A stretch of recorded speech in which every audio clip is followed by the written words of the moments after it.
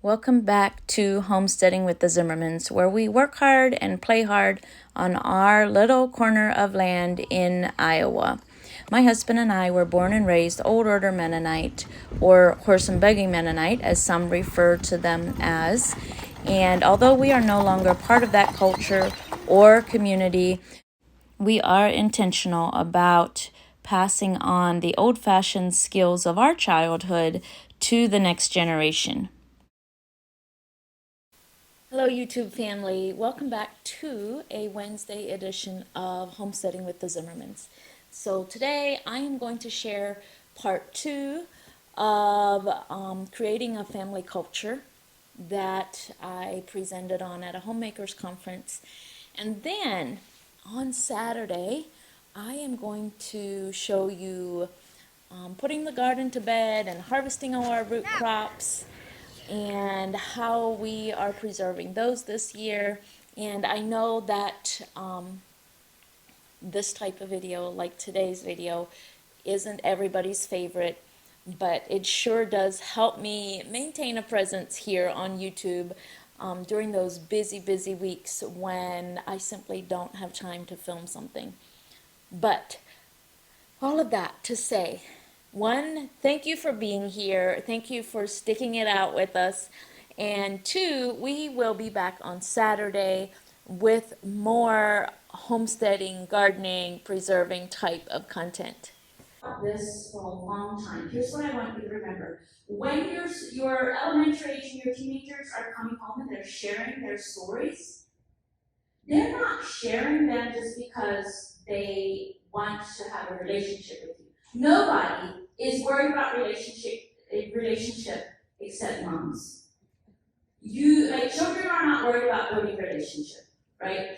It's your job. So children aren't coming saying, I'm going to share this with mom or dad because I want to feel close. They are sharing because they are wanting to learn how to respond to this thing, right? So they're sharing with you to get your response. And that is how they instinctively learn how they feel, how they think, and how to respond to something. And that is how you build family culture. But number one, there has to be relationships so that they feel safe enough to share with you. And then you're going to teach them by your response what your family standards are. So if you're saying, that makes me so angry that they did that to you, I'm going to call that child's mother right away. That can't happen. That's going to be your family culture. But if you say, I'm sad that hurt your feelings, or I'm sad that happened, how did you respond when that happened? And then because this is a habit that I sometimes have to literally punish myself to not pick up my phone and call another parent. I can't be the only one that has Mama Bear come up in them when children come crying, right? One of the things that I would tell myself is wait 24 hours before you respond. So then you say, let's pray about this, and let's wait until tomorrow, and then let's talk about this again. If you are Mama Bear by nature, and you want to lash out, like I'm impatient, I want things fixed now, and I want justice, because my child's crying, and I cannot deal with that. I mean, I can handle it. I'm stern with them and make them cry. I just can't handle it. Other people make them cry. Are you all like that? If that is your nature, if your nature is like me, practice telling yourself 24 hours. God's going to get a hold of my heart and put me in the right frame of mind in 24 hours. I'm sure he needs a lot less time if I would just give him everything, but it takes that long for me to kind of come down off. If I have to call somebody, I will call a member of my village that will hold my feet to the fire. And they will say, that just sounds like your pride is hurt. You have to know who those people are. You have to be wise enough to go to them.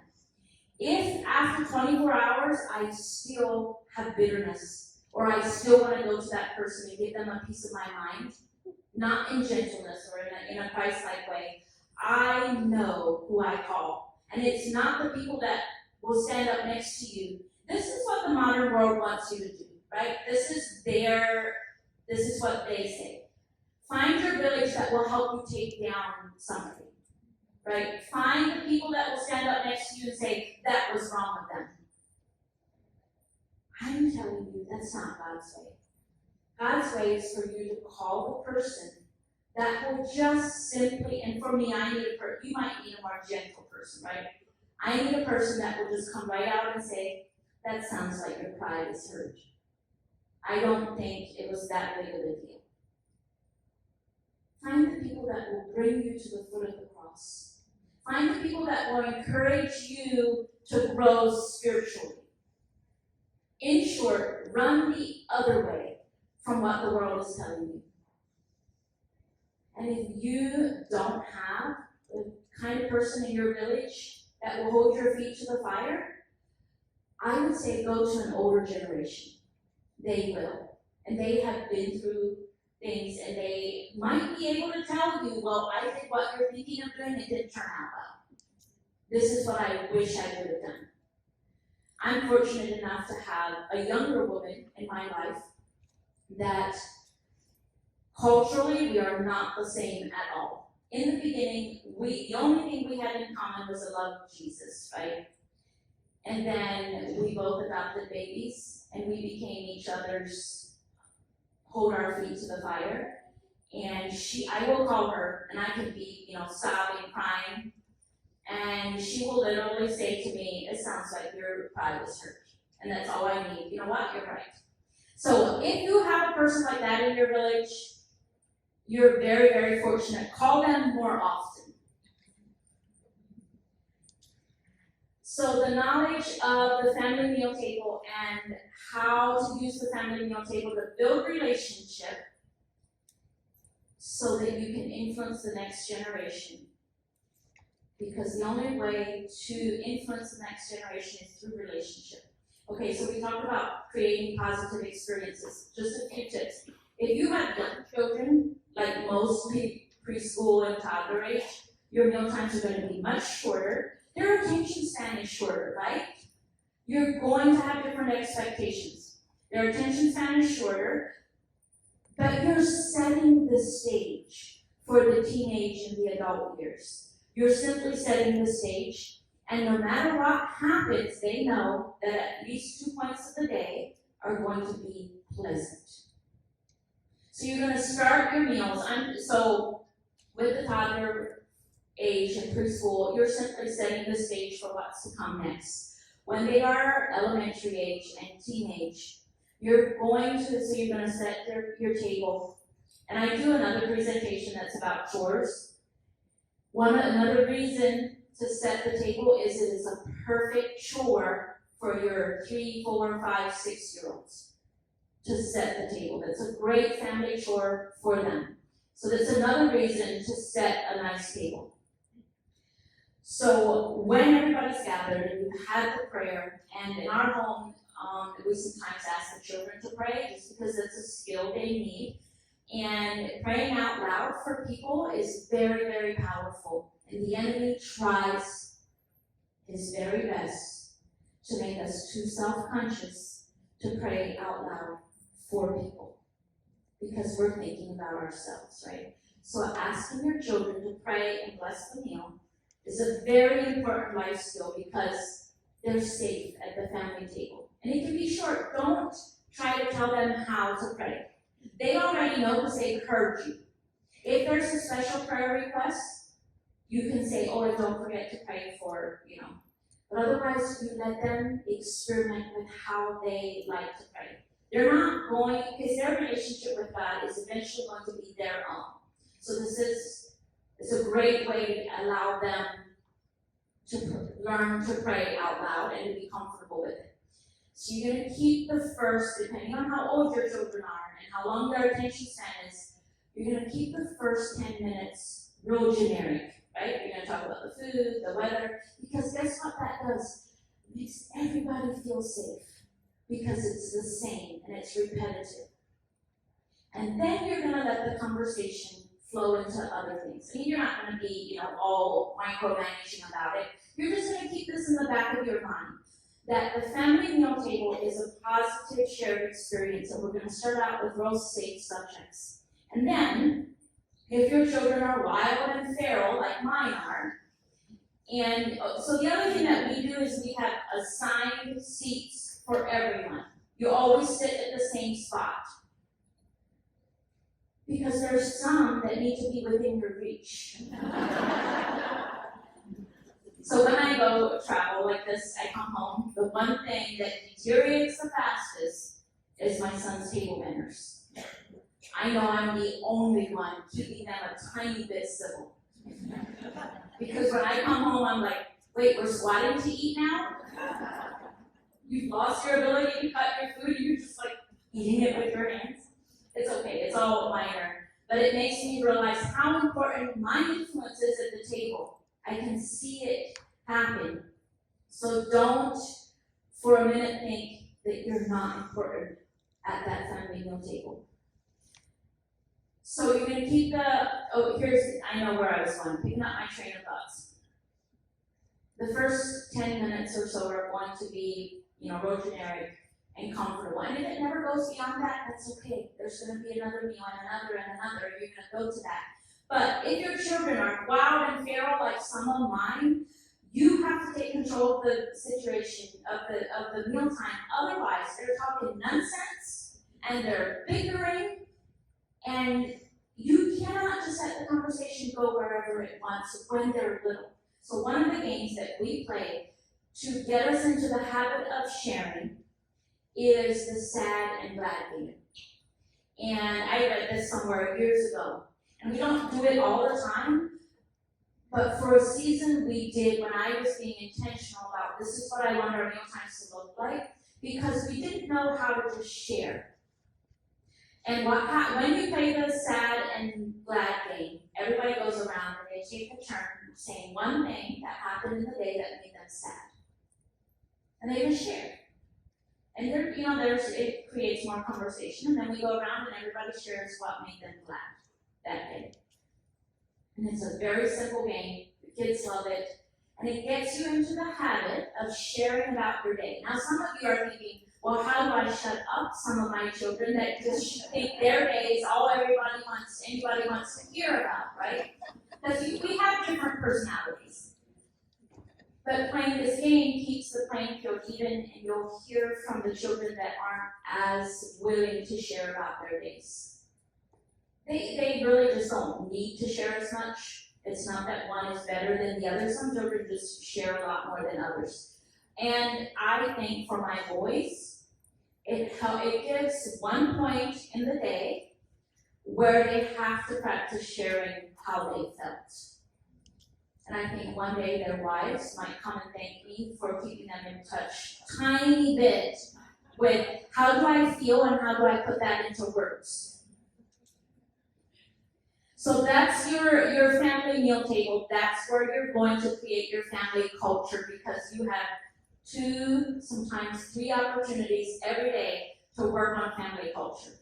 And you're going to create healthy little villagers that then become an important member of their village. The age of convenience is your biggest enemy. Fast foods, everything is so fast. Every convenience gained is a skill lost. And that may be whatever. I mean, I don't want to give up my washer and dryer. I don't even want to give up my dishwasher, my brand new dishwasher. It makes my life so much easier. So if every convenience gained is a skill lost, but you take that, okay, so because I don't have to scrub my clothes on a washboard, I have more time in my day than grandma did. How am I going to spend that time? Not scrolling, not watching TV, but I'm going to create nutritious meals, and we're going to sit down and we're going to enjoy them.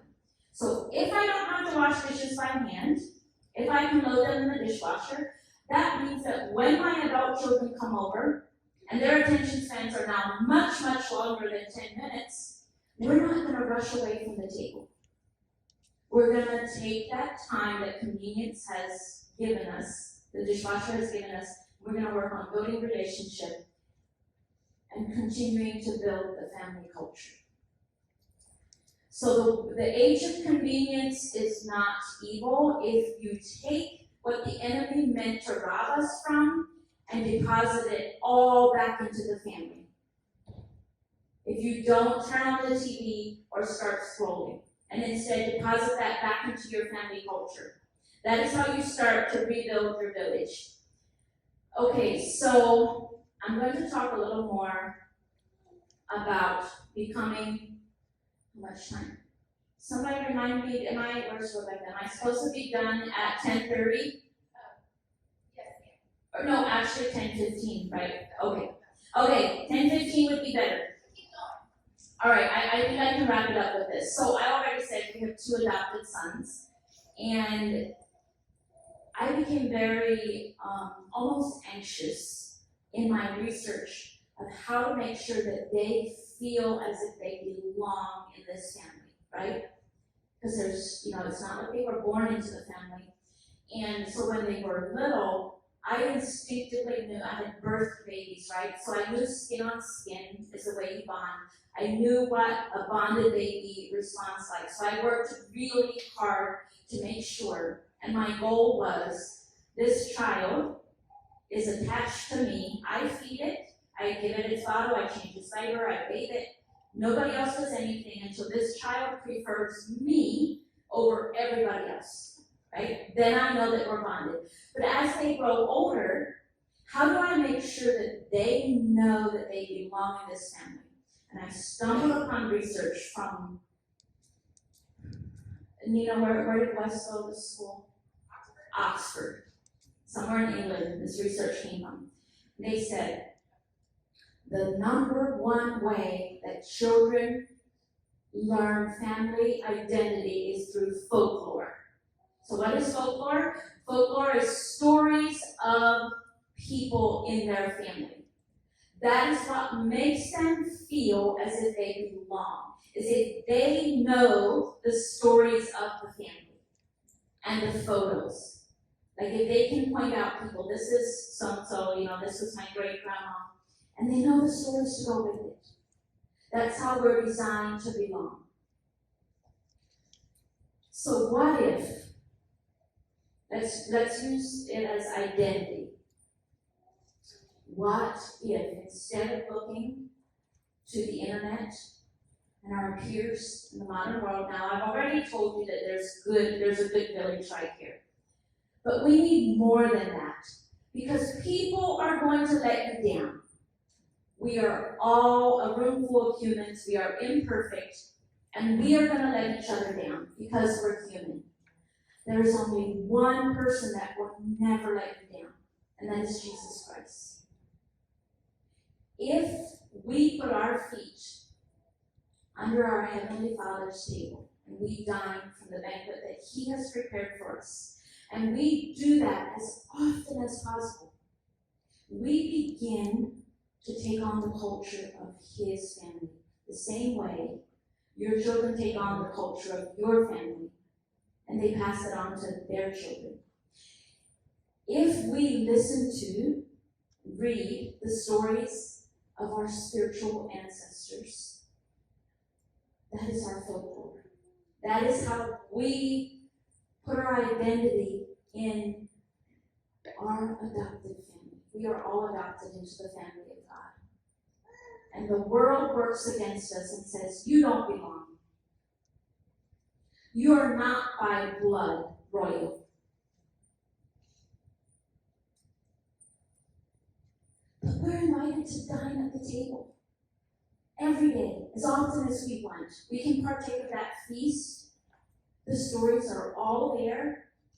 But the difference between our 10 and 13-year-old adopted sons and then coming to our table, they're required to sit at the table to eat, right? It's not a choice.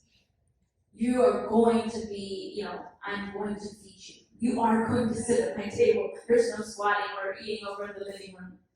The difference with us and our Father, our adopted Father, is we have to choose. And we have to come willingly. But it's all the same. It's all there. Just because you weren't born into it doesn't mean you don't have a right to it. It's all there, and that is your Father. Just the same as when you have 2-year-olds and their feet dangle under your table and they're swinging and they're happy, you have that same opportunity. And guess what? The food that He offers is more nutritious than what I can offer my family from our homestead. The grass-fed beef, the pasture-raised eggs, the raw milk, the fermented apples. That all nourishes their physical body. But the food that our Father has to offer us nourishes our spiritual body. And it gives you a sense of belonging. And that is where, if we can simply become rooted in that, no matter what happens in your day, in your week, you know that that table is prepared for you and there is an assigned seat for you with your name on it. And the food is there for you. But you have to choose. There's nobody telling you, it's time, it's dinner time, and it's time for you to come sit. As adults, we have to choose that we're going to dine at this table. And then we can go on and be the village. But no matter what happens, and I remember this because of the way I was raised around the family dinner table, no matter what boyfriend broke up with me or what friend said something nasty, the concentration of family dinners is what built resilience in me. That's what built emotional maturity and emotional stability, is that no matter what happened, and no matter if I shared it or not, and now that I'm a mother, I know that my children aren't always sharing what's bothering them, but that's okay. We are still having family dinner, and I am still here, and it's still a safe place. That is what builds resilience. Sometimes they work through it on their own, and just simply the family dinners and that safe place is what builds the resilience within them. And that is the same way it works with us and our Heavenly Father. The more often you come to the table and find that safe place, the more resilient you will be against the darts of the enemy. And that is your ultimate village. And then, when we all get to heaven, it will be our village will all be there. And I know that I will have remembered dining at the table of the Father with all of you. I will know all of you because we dined at the same table. But I don't want to ever have you look over and see my spot empty and wonder why I'm not coming to the table of the King. We don't want to leave those spots empty because as a mother that loves to prepare nutritious food for my family, and more than I love cooking, I love to nourish their bodies, right? And I love when they willingly come. Like we have a Friday night family dinner, and it's my favorite to have them all come and willingly sit. It's chaos sometimes, right? But if I imagine how sad He is when He's prepared something for me, and I don't come, and it's the very thing that I need, I'm out there starving and trying to get food from a dead world. It would be like me trying to feed one of my children that's starving or failure to thrive. Would be like me feeding them Fruit Loops and expecting that, well, they'll be okay. That's what it looks like or it would be like me throwing Fruit Loops, or them. Anyway, let's get off of the Fruit Loops. What I'm trying to say is, if I am putting 2 years into raising a grass-fed beef, and then harvesting it and put it in my freezer, and preparing it because I know how life-giving it is for my starving child, and I put all this time and effort in, and I prepare it for them, and they walk by and say, I don't have time.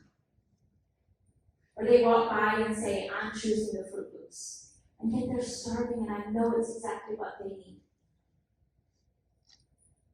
Go to the table of the Father, find your nourishment there, and then start the cycle of creating a village within your home, creating a family culture.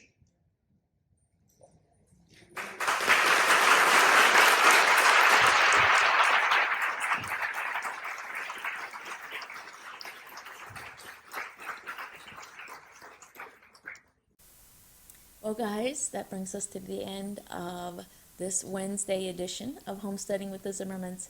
Thank you, everybody, for being here. We will see you on Saturday.